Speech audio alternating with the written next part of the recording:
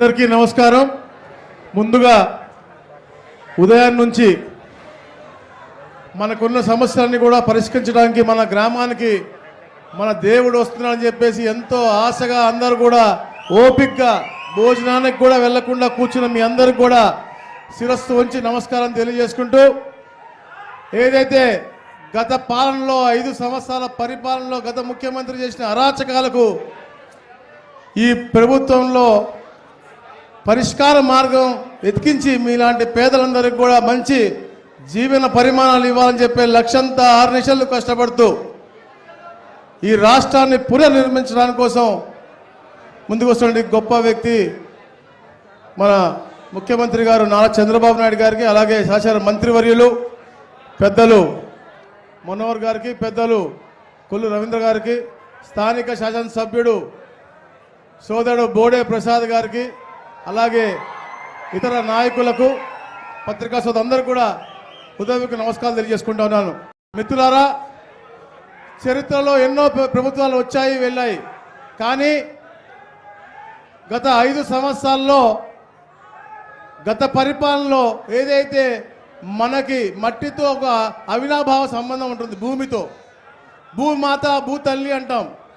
అలాంటి భూమాతకి భూతల్లికి ఈ యొక్క మట్టికి చెదపట్టే విధంగా గత పరిపాలకులు మీ హక్కులన్నీ కూడా హరించే విధంగా ఎన్నో కార్యక్రమాలు చేసి మనల్ని ఇబ్బంది పెట్టారు. అవన్నీ కూడా తప్పకుండా పరిష్కరించి మీ హక్కులు మీకు కల్పించాలని లక్ష్యంతో ఎప్పుడైతే ఈ నూతన ప్రభుత్వం ఏర్పడిందో 6 నెలలు అయింది, మొదటి రోజు నుంచి కూడా గౌరవ ముఖ్యమంత్రి గారు ప్రజా సమస్యలన్నీ కూడా పరిష్కరించే విధంగా పీజీఆర్ఎస్ పెట్టారు. అయితే పీజీఆర్ఎస్ మొదలైన తర్వాత ఈ రోజు దాకా వచ్చినటువంటి గ్రీవెన్స్లో 65% రెవెన్యూకి సంబంధించినవే, 15% లా అండ్ ఆర్డర్వి, మిగతా 20% మిగతా అన్ని డిపార్ట్మెంట్లు చూస్తే, అంటే ఈ రాష్ట్రంలో ఎంత రెవెన్యూ సమస్య ఉందో మీరు చూసుకోవాల్సిన పరిస్థితి. అవన్నీ కూడా తప్పకుండా పరిష్కరించాలని చెప్పేసి మమ్మల్ని కానీ మా టీంలో ఉన్నటువంటి మా డిపార్ట్మెంట్ మొత్తాన్ని కూడా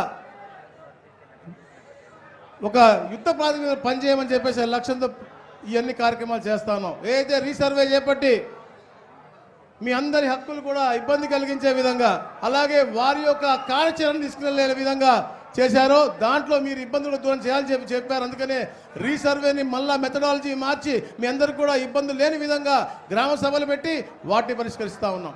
అలాగే రెవెన్యూ సదస్సులు పెట్టి ఏదైతే మొన్న 6వ తారీఖున మొదలుపెట్టామో ఈ రోజు దాకా దాదాపుగా 4 లక్షల మంది హాజరయ్యి 1 లక్ష పైచీలకు అర్జీలు ఇచ్చారంటే ఎంత రెవెన్యూ సమస్యలు ఉన్నాయో తెలుసుకోవాల్సిన అవసరం ఉంది. ఈ రెవెన్యూ సదస్సులు జనవరి 8 కాదు, ఎప్పుడైతే ప్రతి ఒక్క మనిషి యొక్క ఇబ్బంది తెలుసుకుని దాని పరిష్కార మార్గం చూపించే దాకా తప్పకుండా రెవెన్యూ సదస్సులు ముందుకెళ్తాం. ఏదైతే సమస్యలు మేము పరిష్కరించలేని ఉన్నాయో కోర్టులో కానీ మీ కుటుంబ సభ్యులు మాట్లాడుకోవాల్సిన విషయాలను అవి కూడా ఎందుకు చేయలేకపోయామో, ఎలా మీరు చేసుకోవాలో కూడా తప్పకుండా మా అధికారులందరూ కూడా మీకు తెలియజేసి ఆ విధంగా ఎలాంటి భూమి సమస్య లేనటువంటి రాష్ట్రంగా మళ్ళా ముందుకు తీసుకెళ్ళని చెప్పి లక్ష్యంగా మేమందరం పనిచేస్తాం. దాంట్లో భాగంగానే ఈరోజు ముఖ్యమంత్రి గారు ఇక్కడికి వచ్చారు. మిగతా విషయాలన్నీ కూడా కులంకుశంగా తప్పకుండా గౌరవ ముఖ్యమంత్రి గారు మీకు తెలియజేస్తారు. ఇంకేమైనా అర్జీ ఉన్నా కూడా తప్పకుండా మీరు స్వయంగా వచ్చి గౌరవ ముఖ్యమంత్రి గారికి ఇవ్వాల్సిందిగా కోరుకుంటూ గౌరవ ముఖ్యమంత్రి గారు మాట్లాడాల్సిన కోరుతాను.